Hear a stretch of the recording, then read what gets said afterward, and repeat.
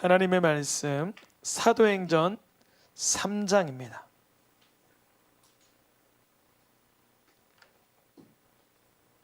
사도행전 3장 19절에서 20절.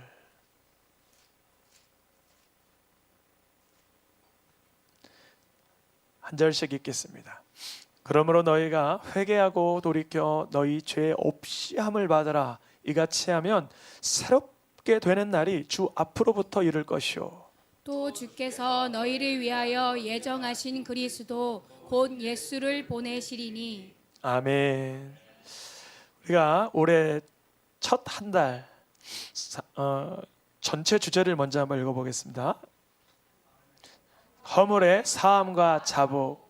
이 허물의 사함과 자복이라는 주제를 들을 땐 하나님과의 나 사이에 회개함 그리고 용서받음, 어떤 그런 영적 영역인 것 같지만 물론 그렇죠. 근데 그 영역이 성취되거나 경험되면서 오늘 말씀의 제목을 읽어보겠습니다. 삶의 변화가 시작된다.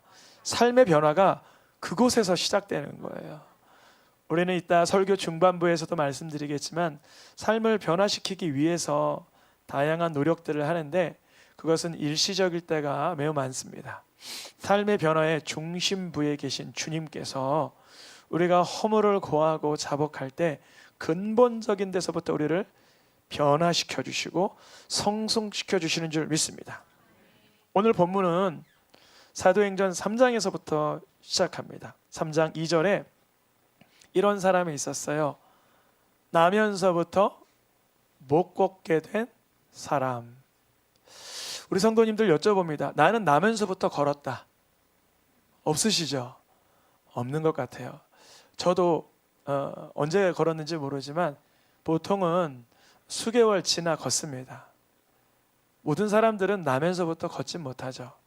그러나 물론 본문이 의미하는 건 그런 장애를 갖고 태어났다는 거예요. 하지만 우리에게 주는 영적 교훈은 또 뭐냐면 우리 모두 다 나면서부터 못 걸었어요. 무슨 걸음을 못했냐면 하나님 기뻐하는 걸음이 뭔지를 몰랐어요. 그래서 갸우뚱 또 갈짓자로 하나님 싫어하는 저쪽 편 좌우로 치우치기가 일수였고 하나님 기뻐하는 게 뭔지를 모르며 믿음의 정도를 걷지 못했다는 거예요. 그런 사람이었어요. 그래서 그 사람의 삶은 성전 앞에 있지만 구걸하는 삶이었어요. 여러분 성전 앞에 있는데 구걸해야 돼요? 예배해야 돼요? 그런데 잠자리 채에 가장 잡기 힘든 잠자리가 잠자리 채 위에 올라있는 잠자리라 그러더라고요. 여러분 이 예배당에 오셔서 바깥에서 소근소근 스마트폰 돌려가면서 아니면 딴 생각하시면서 마음의 푸념을 갖고 감정적인 미동 가운데 예배드리지 마시고 이렇게 고백하면 좋겠어요. 주님, 나는 나면서부터 못 걷게 된 자입니다. 원죄가 있습니다. 아주 하나님 보시기에는 기뻐하는 삶을 살 수가 없는 연약한 자입니다. 하나님 앞에 애통하시길 축복합니다. 세상에 구걸하는 것이 아니라 하나님이 나를 공급해 주시고 주님이 나를 불쌍히 여겨주시고 하나님의 일하심을 보게 하여 주시옵소서. 이 사람이 예배의 본질은 알지 못하고 그곳에서 매걸 구걸하는 삶을 살고 있었어요. 그런 삶을 얼마나 살았나 나면서부터 사도행전 4장 22절에 보니까 한 40년 이상을 그렇게 사는 거예요. 저도 간혹 이제 우리 교회는 아니에요. 다른 교회 직분자님들 만나면 물어봐요. 예수님을 그리스도로 믿으시죠? 그러면 이래요. 분명히 그분 장로님이시고 권사님이시고 뭐 안수 집사님이시고 집사님이고 심지어 전도사고 심지어 죄송 목사님인데 그게 무슨 말이에요? 모르는 경우가 꽤 있습니다. 아니, 교회를 40년 다니고 직분을 받았는데 예수님이 그리스도라는 걸 모르세요? 예수 그리스도는 아는데 예수님이 그리스도라는 게 무슨 말이에요? 오늘 본문에도 중간에 나오지만 그리스도 곧 누구요? 예수라. 이게 성경에서는 문맥적으로 갈라놔요. 왜냐하면 수많은 거짓 그리스도가 있고 참 그리스도 누가 계세요? 예수 그리스도가 계세요. 우리 심령에 내가 나를 주장하면 평생 못 걷는 삶을 살아요. 예수님이 내 삶의 구주가 되셔야만 내가 걸을 수 있어요. 어떻게 걷냐면 갈짓자가 아니에요. 이제 변화된 걸음이 되는 거예요. 예전에는 경험해보지 못했던 눈이 내릴 때 뽀드득 소리가 기쁘게 들려요. 눈 치우느라 이게 눈이 뭐야? 아니에요. 치우면서도 치울 수 있는 힘을 주셔서 감사해요. 예전에 북사역자 하는데 주차장이 300평이라 300평 눈 내리면 어때요? 어때요? 기분 좋으세요? 그것도 눈이 한 40cm, 50cm 났어요. 치우면서 막 찬양하고 기쁘고 새벽 예배 끝나고 1시간 치우는데 주님이 도움의 손길을 보내주셨어요. 아세요? 앞에 이렇게 파레트 같은 거 딱 해가지고 쫙 미는 차. 그 차가 지나가서 우리 교회 바로 앞에 대는 거예요. 아저씨 제가 1시간 동안 이거 치우느라 힘든데 한번 치우세요. 담배값만 주시면 되죠. 담배값 10,000원 드리고 그 차로 300평을 쫙 그러니까 한쪽에 산이 됐어요. 주님이 기뻐하는 자의 중심을 도우십니다. 제가 막 거기서 원망하고 푸념하고 갈짓자로 못 걷는 삶을 여전히 내 중심대로 살았으면 삶의 변화는 없는 거예요. 그게 안 보이겠죠. 하나님께서 변화시키는 사람은 40년을 못 걷다가도 누구를 만나게 되냐면 예수님을 그리스도로 만나요. 베드로가 보니까 이 사람은 뭔가 이렇게 금은을 주면 좋아요. 맞아요. 빈곤해 보이고 빈약해 보이는 사람에게 금전적으로 주면 일시적인 변화가 생기죠. 코트도 입을 수가 있고 뭐 배부를 수가 있죠. 그런데 안타깝게도 아니면 때로는 감사하게도 베드로에게 뭐가 없었어요? 은근히 없었어요.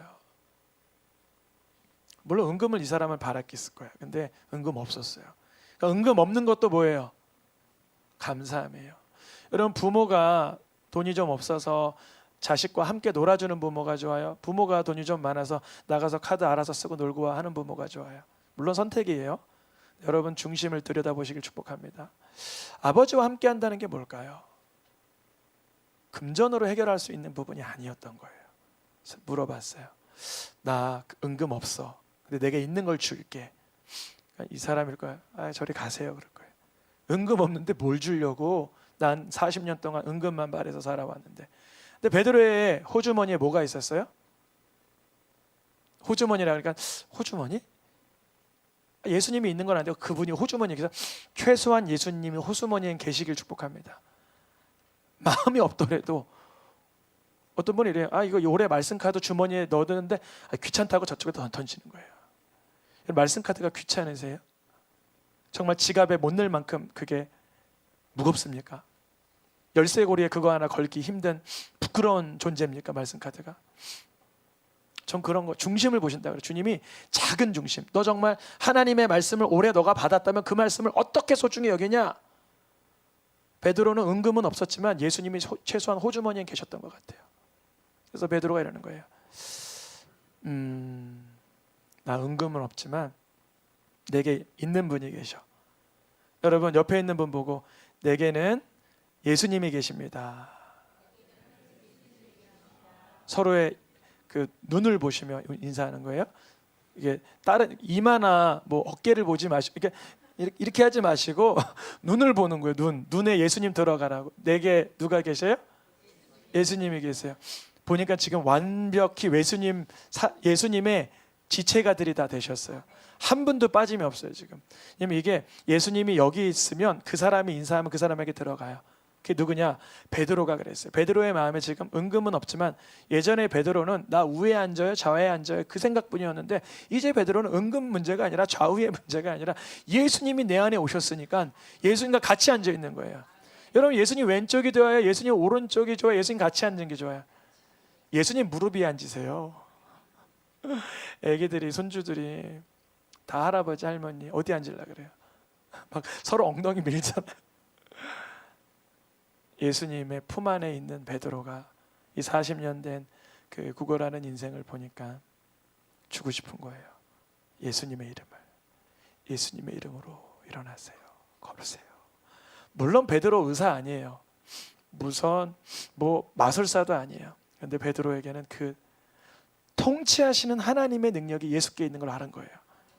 그런데 때로는 일어나라 그래도 못 일어나는 분들도 계실 거예요. 그러나 베드로는 그때 확신이 있었던 거예요. 예수께서 역사하면 내가 지금 은금을 줄 수 있으면 좋겠지만 은금 없으니 더 좋은 게 뭘까? 예수 이름으로 더 좋을 게 뭘까? 근데 그래도 이 사람이 예수님을 일어나 걸어라. 냅둬요. 난 이렇게 살게 은금이나 주세요. 그러면 돼요? 근데 이 사람이요.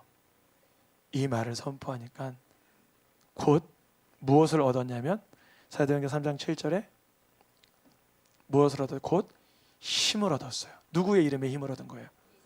여러분 누가 옆에서 옆에 있는 사람이 내 보너스 받았는데 저기 100만 원 받았는데 50만 원 당신 가지세요. 그러면 알겠어요. 주세요. 이래요?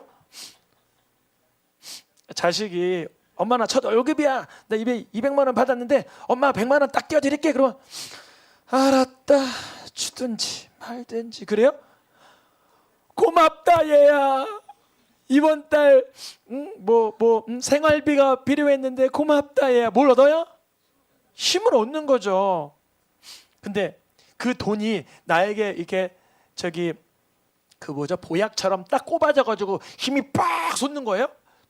100만 원의 현금이 입으로 딱 들어가서 내가 힘이 빡 솟는 거예요. 뭐예요? 돈이 왜 힘이 되는 거예요? 그거에 대한 믿음이 있단 말이죠. 이게 거래가 된다는 걸 알아요. 저기 남미에는 돈을 이만큼 가져가도 힘이 안 되는 걸 알아서 가져가세요. 그래도 당신이나 가져요. 남미에 그 인플레이션이라 그러나? 디플레이션. 어쨌든 금전이 가치가 없어지는 거예요. 100만 원짜리를 1000개 두어도 떡 하나 못 사요. 그러면 그때는 돈이 힘이 안 되죠. 그런 거예요. 그러니까 이게 가치가 있다 여기면 힘이 되는 거예요. 이 사람이 은가금은 못 받았지만 누구의 이름을 들었어요 지금? 예수 그리스도 이름 들었는데 그 마음에 그분이시라면 그분이 십자가에 돌아가셨다고는 들었지만 그분의 부활하시고 따라다니는 그 제자들의 빛을 보니 낯을 보니 그분이시라면 나도 쓰실까? 나도 활용하실까? 힘이 다리에 전율이 흘러가던 거예요.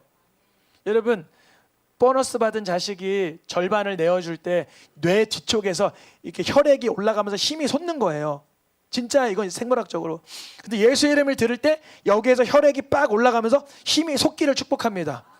뇌가 변신되는 거예요. 변화되는 거예요. 몸의 체계가 바뀌어요. 체질이 바뀌어요. 심령이 바뀌는 거예요. 주님은 피를 바꾸세요. 저 어떤 논문 하나 봤는데요. 혈액형이 바뀐 사람이 있대요. 목사님 말이 돼요? 저도 논문을 일찍 읽은 거 아닌데 해외 토픽에 나왔어요. 근데 이 사람이 먼저 게 잘못된 건지 뒤에 게 잘못된 건지 아니면 어떤 요인인지 아니면 이 사람이 뭐 신장 투석을 했든 이유는 모르겠어요. 바뀌어요. 생리학적으로도 바뀌는데 영적으로도 바뀔 수 있기를 축복합니다. 전인격적으로 변화가 돼야 되는 거예요. 삶의 변화가 시작돼야 되는 거예요. 제가 하나님께 자복하고 허물을 고한 다음에 용서받아서 끝. 삶은 그대로가 아닌 거예요. 이거는 연결돼 있어요. 연결. 이 사람이 힘을 얻은 다음에 다시 구걸했을까요? 그건 선택이에요. 또 여기선 힘을 얻었지만 제가 전철을 탔는데 제가 돈이 없어서 1,000원짜리하고 전도제를 같이 넣어드려서 좀 죄송해서 1,000원밖에 못 드려서 전철 타고 다닐 때 한 20년 전이었는데 이분이 눈을 쭉 뜨더니 장님인 줄 알았거든요. 장님 아니에요. 1,000원짜리를 쓱 넣고 전도지는 팍 던지는 거예요. 우와. 그러니까 이 사람도 발목에 힘을 얻고 성전으로 뛰어 들어갈지 아니면 술자리로 뛰어 들어갈지는 자기가 선택하는 거예요. 그게 인생인 거예요. 예수님은 또 베드로는 예수님의 이름으로 걸으라고 할 때 너의 삶이 무조건 성전으로 들어가야 돼 이런 얘기를 안 했을 거예요. 근데 그가 하나님이 주신 힘으로 내가 회복된 걸 아는 거예요. 또 수많은 이제 병자들, 환자들 분들 만나는데 회복된 경우 있고 기적적으로 되살아난 분이 있고 기적적으로 치유해 주신 분이 있어요. 근데 그 중에 성전으로 뛰어가 들어가시는 분이 있고 그 중에 성전을 우습게 여기는 부분도 있습니다. 우리 성도님들 삶 가운데 예수님의 이름으로 힘을 얻고 성전 뛰어들어가 하나님을 찬양할 수 있기를 축복합니다. 이게 바로 변화된 삶인 거예요. 변화된 삶. 삶의 변화가 시작된 거예요. 사람들이 물어봐요. 이 사람 이렇게 된 까닭이 뭔가? 이렇게 변화되어 성전에 뛰어들어가 찬양하고 이런 게 왜 그런가? 근데 더 궁금한 게 사실 찬양이 안 궁금했을 거예요. 성전 뛰어 들어간 것도 안 궁금했을 거예요. 제일 궁금한 게 뭘게요? 발목과 발에 힘 얻는 게 제일 궁금했을 거예요. 그게 근본적인 변화였으니까 그게 궁금했을 거예요. 좀 세속적인 마음이죠. 세속적인 마음으로 그거 왜 일어났냐? 이렇게 물어봤을 거예요. 성전 뛰어 들어가고 찬양하는 거 오늘날 우리들 지금 다 하고 있죠. 야, 우리 새생명교회 다니엘 부사애들 정말 뛰어나요. 예배당만 오면 뛰어 들어가요. 뛰어 들어가요. 왜냐? 여기가 우리를 사랑하는 예수님이 계신 곳을 알고 있는 거예요. 우리 성도님들도 성전 뛰어 들어오시기를 뛰며 찬양하며 하시길 축복합니다. 우리 집사님 한 분은 예배하면서 뛰며 찬양하고 싶다 그러시더라고요. 그러셔도 돼요. 우리 찬양팀 빠른 찬양하면 그 자리에서 여기 좁긴 하지만 옆으로 이렇게 나와서 이렇게 하셔도 돼요. 주님이 허락하십니다. 주님이 꾸중 안 하십니다. 물론 카메라가 이렇게 했으니까 가릴 수도 있지만 가려도 괜찮아요. 그걸 보고 또 현장에서 또 뛰실 거예요. 근데 궁금했어요. 왜 뛰나? 어떻게 이렇게 일어섰나? 물어봤어요. 무슨 권세와 누구의 이름으로 이런 일을 했느냐? 물어봤어요. 베드로가 대답이 이거예요. 대답이 혈액이 이렇게 흐르더니 뒤에 핏줄에서 신경계통이 회복된 다음에 갑자기 관절 마디마디에 힘이 붙고 이런 얘기를 안 했어요. 무슨 얘기했냐면 이 건강함은 예수님의 이름의 결과다. 예수님의 이름의 그 결과. 우리의 삶에 예수님의 이름의 결과로 인한 건강한 삶이 나타나는 거예요. 삶의 변화가 시작되는 거죠. 예수님의 이름으로 건강하게 쓴 것이다. 그럼 예수님의 이름이 어떻게 우리에게 작용할 수 있나? 사도행전 3장 19절에 그것은 바로 회개하여 죄 없이 함을 받아야 되는 그날이 새롭게 되는 날이 도래하는 것이다. 그러면 이 40년 동안 성전 앞에서 구걸하며 주저앉아 있던 사람이 회개한 장면이 어디 있나? 안 나와요. 안 나오는데 그가 예수의 이름을 들을 때 반응했다는 거예요. 그가 행동한 것보다 더 중요한 건 예수 이름에 반응하는 거예요. 제가 곤란한 상황 때마다 사역자들과 대화할 때 꼭 예수님의 이름을 한번 찔러나 봐요. 근데 그 사역자가 예수의 이름 반응 안 하면 저는 그 사역자는 예수의 권세로 사역한다는 생각을 못할 수밖에 없어요. 우리 성도님들에게 어떤 위중에도 예수 이름이 들려질 때 힘이 솟고 반응이 되길 축복합니다. 그걸 회개라 그래요. 내가 이렇게 낙심했어요. 예수님 말이지, 지금 듣기 싫어. 이게 뭐냐면 인격적으로 예수를 못 만났다는 증거일 수도 있어요. 여러분 지금 이 아침에 심각히 받으셔야 돼요.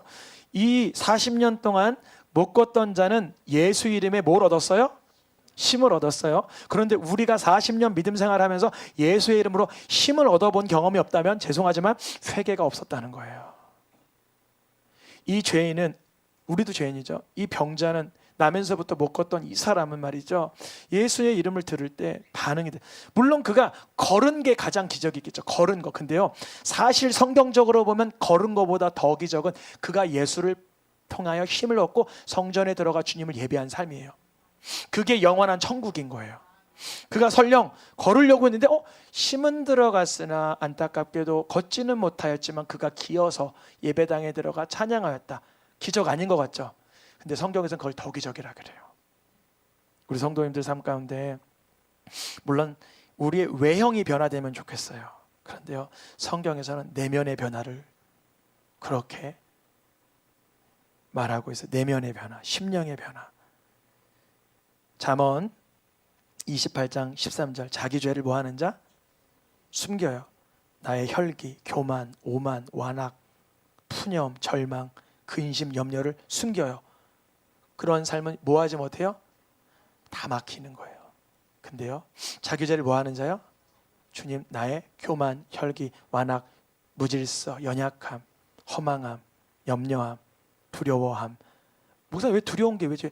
성경에선 두려워하지 말라 그랬는데 두려워하면 죄죠. 담대하라. 오만하면 안 되는데 겸손하라. 겸손하라. 온유하라. 기뻐하라. 감사하라. 자기의 죄를 숨기지 아니하고 하나님 앞에 오픈하는 거예요. 그러면 주님이 우리를 언제라도 뭐 하세요? 불쌍히 여겨주셔서 예수를 보내주시는 거예요. 예수의 권세를 우리에게 허락하시는 거예요. 근데 숨겨요. 그럼 예수의 권세가 아니 나타납니다. 우리가 삶의 변화를 위해서 옷차림을 바꿔요. 옷차림. 이제 조금 있으면 봄입니다. 한 달만 있으면 봄이에요. 추워진 것 같은데 한 달 있으면 이제 입춘 오고 봄입니다. 옷을 변화해요. 또 외모를 꾸며요. 환경을 바꿔보려고 해요. 근데 이거는 잠시 부는 바람. 한번 따라해 보시겠어요? 잠시 부는 바람. 이건 잠시 부는 바람이에요. 근본적 변화 아닙니다. 이게 뭐죠? 이렇게 쭉 길게 돼서 이렇게 막 옷 입고 걷는 사람들 뭐라 그러죠? 모델. 패션 모델들은 1분에 한 번씩 계속 바꿔 입는 거예요. 그게 변화인가요? 그건 변화가 아니죠. 그냥 외형이죠. 외형. 진실한 변화, 진정한 변화는 더 좋은 외형, 요가나 명상이 아니라 무념무상이 아니라 말씀을 통해야 이 심령이 변화되는 거예요. 하나님의 말씀이 알맹이로 들어가야 되는 거예요. 우리를 드러내게 하시는 거예요.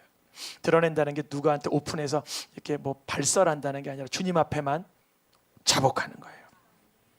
우리의 삶 가운데 어떤 걸로 치장해도 새로운 게 아닙니다. 전도서 1장 9절에 새로운 것은 없나니, 오히려 우리의 삶은 낡아지고 있어요. 우리 교회도 12년 됐는데 어떻게 옆에 계신 분이 12년 전보다 더 젊으셨나요? 아무래도 주름이 늘고 머리도 빠지고 허리가 휘고 연약해졌을 거예요. 그러나 무엇이 새로워져야 되겠어요? 속사람입니다. 삶의 변화가 시작됩니다. 언제요? 우리의 속사람이 새로워질 때. 속사람을 하나님의 말씀으로 갖고 가는 거예요. 일시적인 변화는 일시적으로 변화가 올 수 있잖아요. 차가 바뀐다든지 집이 바뀐다든지 옷이 바뀐다든지 음식이 바뀐다든지 상황이 바뀐다든지. 이거는 마음이 즉흥적으로 이렇게 깜짝깜짝 놀라고 감동은 주지만 진정한 회복은 말씀으로 인하여 성령이 지도해 주실 때, 그때 근본적인 뿌리가 변화되는 거예요. 어디에 있을 때? 고린도후서 5장 17절 말씀에 어디 안에 있으면?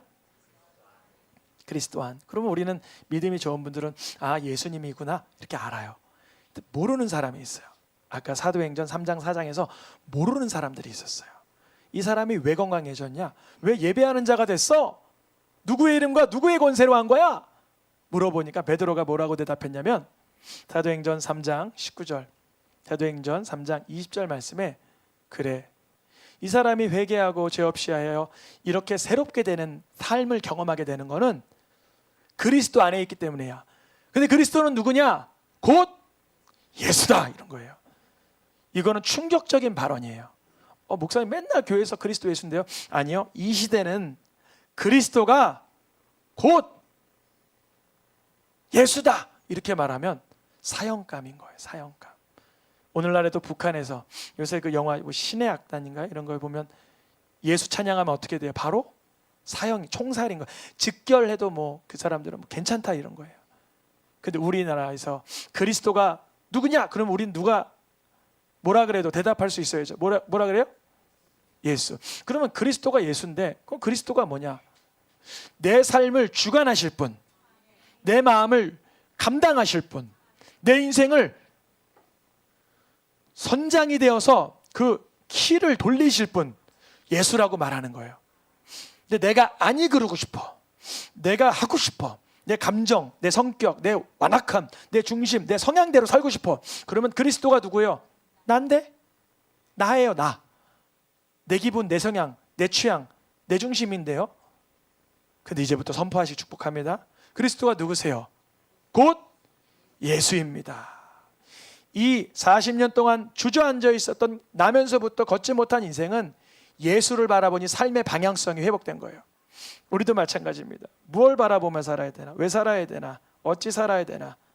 삶의 이유, 삶의 방향성, 예수님을 그리스도로 받아볼 때 회복되게 하시는 줄 믿습니다. 변화는 말씀으로 인하여 생기는 영적 반응이에요. 변화는 하나님께 나아가는 거예요. 변화는 하나님의 말씀으로 가능한 거예요. 변화는 하나님의 나라를 갈망하게 되다가 그 천국을 실로 맛보게 되는 거예요. 변화는 성령의 충만한 능력을 입는 것이에요. 이것이 변화일까? 아니면 변질일까?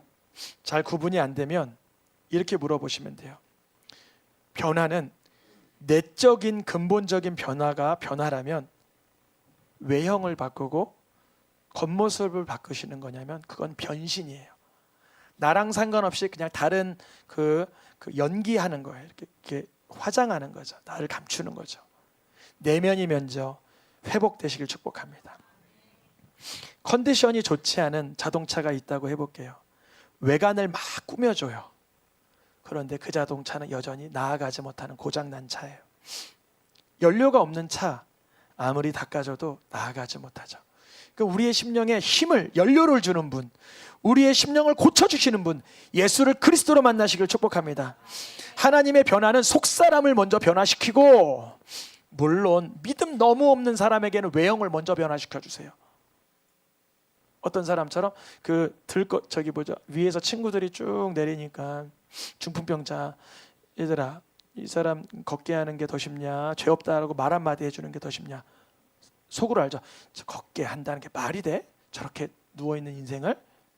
근데 먼저 예수님은 죄를 사하여 주시는 분임을 알게 하기 위하여 먼저 치료부터 하십니다. 순서가 바뀔 때도 있어요.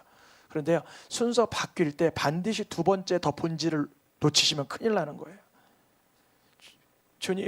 주님이 나의 죄를 용서하시는 분이라는 걸 알게 하기 위해서라도 이 상황을 모면하게 도와주세요. 그건 도와주신단 말이죠. 그리고 입을 싹 닫아. 그런 일 없었지. 뭐 내 삶에 이것만 없으면 괜찮더니만 뭐 이런 급한 일만 때우면 되지. 뭐 예수 뭐 내가 무슨 그리스도를 따라 이래요. 그러다 또 중대한 일이 생겨. 주님 죄송해요. 이 문제만 해결해 주시면 예수님 잘 따라갈게요. 이 문제가 해결돼요. 또 예수님 내 삶이랑 관계없어요. 그러니 주님은 때로는 아무런 변화를 안 보여주세요. 외형적인 변화를 안 보여주세요. 사건도 안 보여주세요. 기적도 안 보여주세요. 예수님을 따르는지를 먼저 보세요. 우리의 삶 가운데 회개하여 죄 없이 함을 받는, 예수님을 그리스도로 받는 삶이 되시길 축복합니다. 그 삶은 어디에서 먼저 시작되나 구약과 신약을 다 뒤져봐도 언제나 영, 마음, 지식, 생각 중심에서부터 시작됩니다. 주님 내 영을 새롭게 하여, 한번 선포하겠습니다. 주님 내 영을 새롭게 해주세요. 이 정도는 안 되죠. 우리가 세상에서 아저씨 1,000원 덜 줬어요. 그러면 아저씨 1,000원 덜 줬어요 이래요? 아저씨 1,000원 덜 줬어요. 그래서 받으려 그러죠. 다시 한번 주님 내 영을 새롭게 하소서. 시작. 주님 내 영을 새롭게 하소서. 아멘. 마음을 새롭게 하소서. 지식을 새롭게 하소서. 생각을 새롭게 하소서. 중심이 하나님의 말씀으로 새롭게 될 때 무엇이 새롭게 되느냐? 마지막 말씀입니다. 우리의 날들이, 세상이, 만물이, 삶이 새롭게 되는 거예요. 성경엔 구조가 있어요. 늘 구조. 속이냐 바뀌냐. 우린 밖을 먼저 바꾸고 싶고 아이를 먼저 바꾸고 싶으면 내가 바뀌어야 돼요. 너 바뀌어. 말을 왜 그렇게, 행동이 왜 그 모양이 아니에요. 내 행동, 내 중심, 내 영, 내 심령을 들여다봐야 돼요. 그게 바로 예수를 누구로? 그리스도로 맞아들인 사람들의 변화되는 인생인 줄 믿습니다. 이렇게 설교하는 저도 늘 삶을 바꾸고 싶어요. 다른 사람을 바꾸고 환경을 바꾸고 싶어요. 그러나 다시 예수께 집중하는 거예요. 주님 내가 죄인이지만 주를 바라봅니다. 내 영을 새롭게 하여 주시옵소서.